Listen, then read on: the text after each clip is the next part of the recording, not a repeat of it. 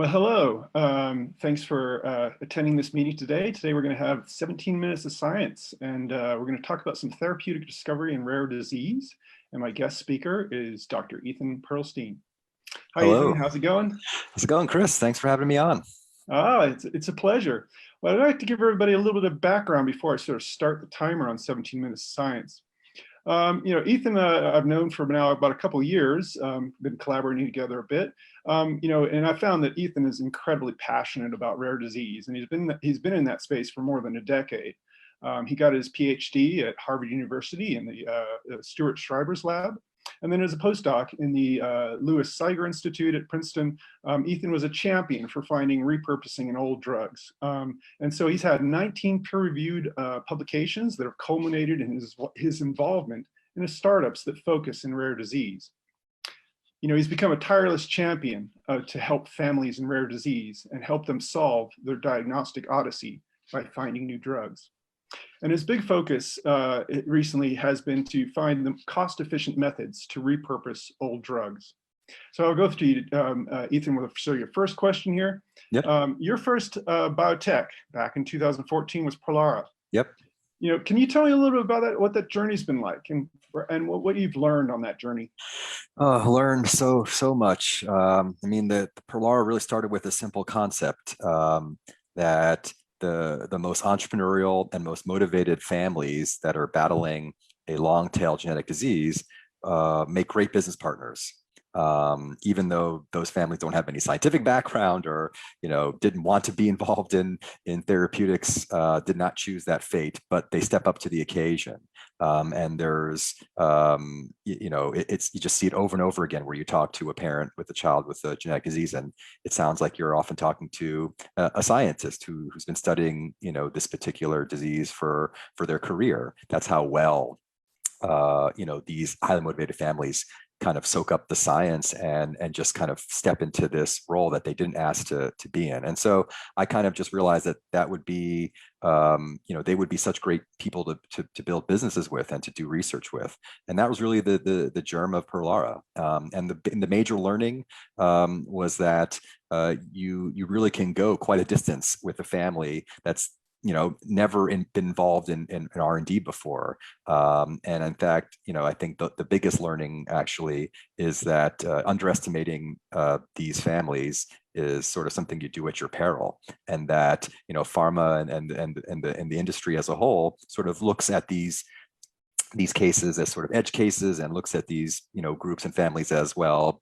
They're just often some tiny little corner battling their disease, but I think underestimating them is a mistake, and that I hope to kind of prove that that highly motivated parents and families can become biotech entrepreneurs and company builders in their own right. Oh, that's excellent. And I've observed sort of the same thing with families. They're incredibly passionate, and it's amazing to see the mom and the dads get so educated that we're getting informed as scientists, and Right. they know more about the subject matter often than we do when Right. we first come across it. Pretty amazing. Shout out to those family groups out there. Amazing and passionate and love what you're doing. And we Perlara and our company In Vivo Biosystems, we're passionate to help you and help you get there.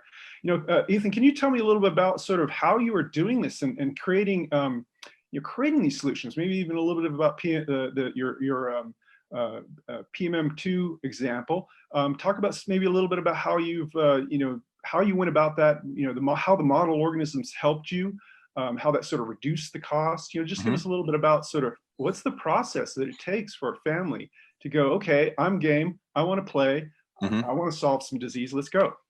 Yeah. So the cure odyssey, as I like to talk about it, kind of gets started where you are able to create a set of patient avatars, right? And so these would be simple model organisms where you can take specific genetic mutations and program them into these animals and create very specific versions of a disease. In fact, maybe even create a particular child's version of a disease.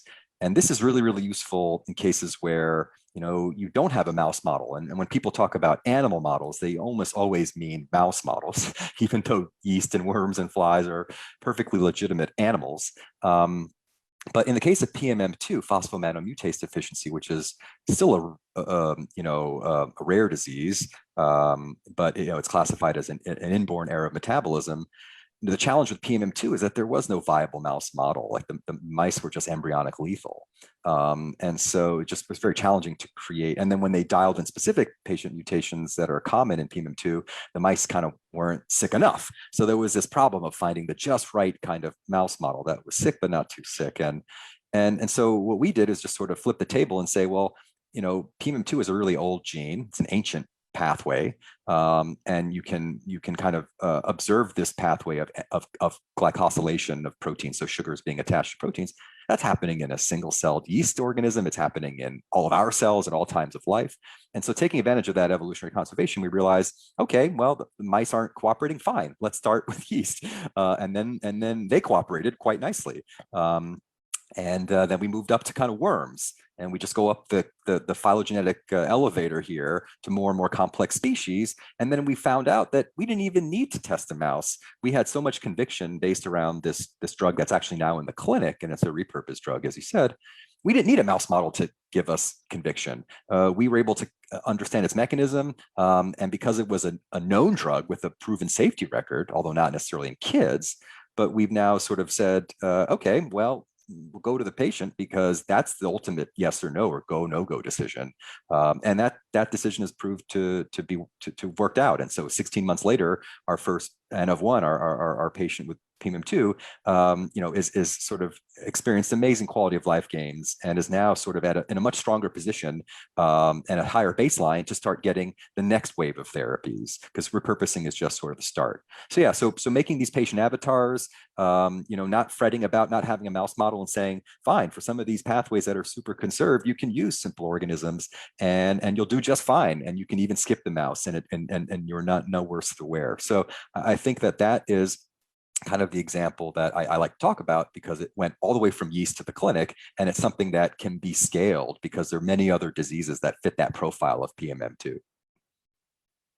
Well, thank you for that great overview of this amazing success. This success story got to these N-of-1 trials. This is Maggie, right? She's doing correct. quite well. Can you tell us a little bit more about sort of how Maggie's doing, and maybe a little bit more about sort of the trials? I think they're ongoing at Mayo, and you've got a company now called Maggie's Pearl, I think. Yeah. So tell us a little bit more about Maggie and her story and how this is helping other kids. Yeah, so Maggie started getting this drug called the Perlara back in January of 2020. So while 2020 was sort of a pretty lousy year for the world, it was actually a pretty solid year for Maggie. And she made many strides. So from real world evidence, things like being able to compare videos of her sitting and doing kind of call and response exercises, learning exercise with her mom, and noticing, that she's just sitting more stably. Normally she was very unstable with her core. And then after 3 months of treatment, she was sort of able to sit for stretches of time without moving or jerking around or having core stability. So that was pretty interesting. She stopped face planting within, I think, even the first few days of taking the drug. And that was like the first sign that the parents noticed that something's different. Something's going on. And it can't just be explained by the natural history. Like, kids don't spontaneously just improve with this disease. And then other things started to crop up, like conversations that Maggie wasn't able to have before because she just didn't produce the volume of words or was doing more kind of parroting speech. And she started to actually open up and have conversations. And her parents described having legitimate conversations with their child kind of for the first time. And that's something I have a 6-year-old and have always sort of taken for granted. And 11, and I have a 20-month-old coming up behind him, and just take for granted that, they'll reach these milestones. But, that wasn't the case for this disease and for many kids like that. So another piece of evidence was Maggie started to color. Before, she didn't really know how to color within the lines. It wasn't even something she was able to do. Now she can, spend long periods of time doing very careful drawings and is much more artistic, more artistic ability than my 6-year-old, who's sort of quote unquote typical. So I think that all those pieces of real world evidence started to, make it seemed that the drug was doing something. And then we got like quantitative data to back it up. So in the case of this disease, there's a marker called transferrin, which is used to sort of diagnose the disease actually. And that marker, that biomarker normalized. It went from the abnormal range to the normal range and has stayed there. Maggie's weight has improved, which I think is part of her, she gained weight literally. And it's part of, it's a big challenge for these kids who normally have to take in lots of calories and basically have a very difficult time of putting on weight. And now she's got muscle mass and her braces, her orthotic braces weren't fitting in. So all across the board, there were just improvements from cognition to things that we could measure in her blood and things we can measure in her urine and so forth that told us that the drug is having a positive effect. Now, to be clear, it's not a cure, but it's certainly a major series of levels up from where she was pre-treatment. And we think it puts her body and mind in a position to then be more receptive to the next wave of therapies that we want coming down the pike. Because again, Powerset is just this beginning of a cure odyssey. And we're off to a great start, but we're by no means finished. That is excellent to hear about Maggie's progress. That is fantastic. We have about 5 more minutes left. Maybe we could take it to inspire the families that might be listening, you know, let them kind of know where the journey is going to go. Like, where are we going to go with Maggie's Pearl? You know, what are we going to, you know, there's other kids out there. How are we going to, you know, what's going to be the next steps? Yeah, the next steps are currently underway. So we're going to be hopefully able to launch a phase 2b/3 trial, an open label study at Mayo Clinic, a single site under the direction of Dr. Ava Moravikovic. And we hope to enroll up to 30 kids in this trial. We're just finishing up the IND paperwork sort of, you know, as we speak, and getting a hold of the drug supply and all those other things you have to do to actually go from an N of 1 to a proper multi-patient IND. So all that's in the works right now. We're really hopeful that we'll be able to send off our IND very, very shortly. And if we get the green light within 30 days, which is sort of what the expectation would be, then we've already started to talk to families. In fact, we've been holding a series of virtual town hall meetings with interested PMM2 families to just go through what the trial would involve, to retell Maggie's journey. And so, yeah, we're very excited that we've identified more than 30 PMM2 families already who have expressed interest in their kids enrolling in this pediatric trial. So, yeah, we're just getting all of our ducks in a row, and we're really hopeful that within the next 4 to 6 weeks, we're able to announce that the trial has been given a green light and that we'll begin dosing patients soon thereafter. So we're very excited, and of course, as you mentioned before, Maggie's Pearl is this entity that's kind of now in place, and that was always by design. So Perlara and Maggie's Cure, which is the foundation, which is not even a foundation, it's just an LLC that the Carmichael family established to work with Perlara on a Pearl Quest. That Pearl Quest has now essentially blossomed into this joint venture that we call Maggie's Pearl, which is co-owned by Maggie's Cure and Perlara, and also our partner Mayo Clinic. We're just wrapping up a deal with them that we'll be able to formalize, and we're very excited to have them as a partner too. So yeah, I would say stay tuned. You can follow Maggie's Pearl's journey on Twitter at Apalrestat, EPALRESTAT. And we also have a Facebook page, and we'll be just sort of going to the airwaves and social media to provide further announcements on Maggie's Pearl and as the Apalrestat trial comes together. Okay, well, excellent. I mean, it's such an amazing win-win story that we're getting here. You know, with the effort going forward, the progress with Maggie. Exciting to be hearing what's going to go on with this trial with the kids, and you know, hopefully all those kids will see this great movement. This is starting to happen in rare disease. This is pretty amazing. 7,000 genes that are potentially involved in rare disease, and this is just one of them. You know, so for the families that are out there listening, they might be asking the question, you know, okay, well, great for that gene, but how about my gene? Yeah. You know, what are we going to do about mine? It's likely there's going to be a lot of solution there. So we got about 2 more minutes left. Perhaps you could just sort of say, you know, what almost what do you suggest is the way to engage and to utilize the power of model organisms, simple model organisms, as a tool to jumpstart and repurpose drugs and get cures out to these kids? I mean, another major learning of Perlara scientifically was that certain kinds of diseases were going to be better modeled in lower, and I hate using the word lower, but in simple, I hate even using the word simple, but in worms and flies and yeast and so forth. So I think the first step you have to do, and this is all something you can look up online, is really understand whether your gene is one of these genes that's very conserved evolutionarily. In other words, where what's going on in the yeast and in the worms and in the flies is pretty much at the cell level and even at the molecular level what's going on in humans. So I think that the what you can do is, and I can tell you that inborn errors of metabolism, for example, are a group of genetic diseases that fit really well with model organisms and where model organisms really shine. So core metabolism, not so surprising, I guess. There are other swaths of biology where there is really good kind of compatibility and modelability in these organisms, but there are going to be also diseases where we also learn that it's probably you're barking up the wrong tree because there's simply not enough evolutionary conservation, and that's okay.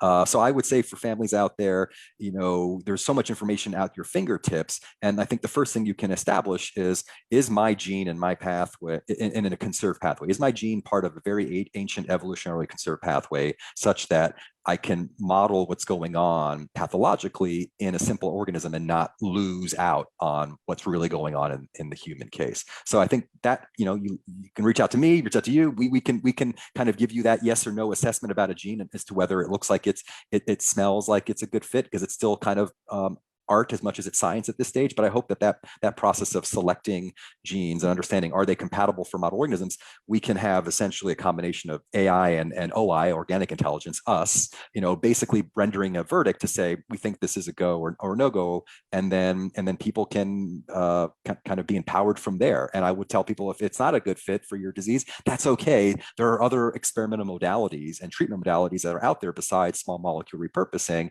and there will be an individualized path for you. So don't worry. And there are resources like us out there to help guide you in those early moments, just to make sure that you understand what your choices are. Hope that helps. Excellent, Ethan. And we have pretty much burned up our 17 minutes of science. And I'd like to thank the audience for listening. And I'd like to thank Ethan for an excellent session here. And thank you, everybody, for attending. Yeah, thanks, Chris. Thanks for inviting me. And yeah, looking forward to any feedback people want to send my way. And of course, Perlara and IBB are working together. So yeah, we'd love to be able to consider families if they look like they're a fit. So don't hesitate to reach out. Yeah, please don't hesitate to reach out to either Ethan or I, because or our company IBB. We'd love to be there for you to see if we can help guide you to the cures that will help your kids. Thank you. Thanks, everybody. Have a great day.